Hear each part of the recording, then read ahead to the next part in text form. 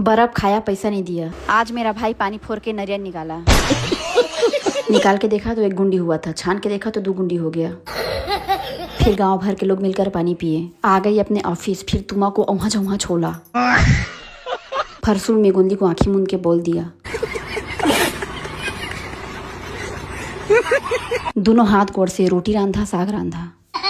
Husband का मन नहीं मढ़ा तो एक ठोर नारियल पानी फोड़ा, वो मेरे से गमा गया। मनछनिया हुआ तो आमा खाया, फिर आइसक्रीम वाला आया। मैं तो खाया संग में लड़का लोग को भी खवाया। आइसक्रीम पचोने के लिए मेरा लड़का का बुता।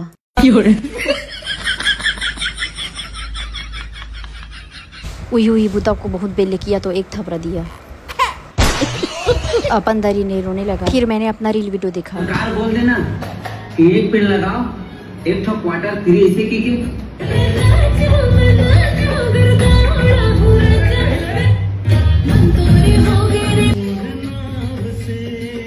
अगर आपको मेरा छत्तीसगढ़ी ब्लॉग देखना है तो सीजी ब्लॉग और राधा चैनल को सब्सक्राइब करें दोस्तों। तब तक के लिए बाय बाय।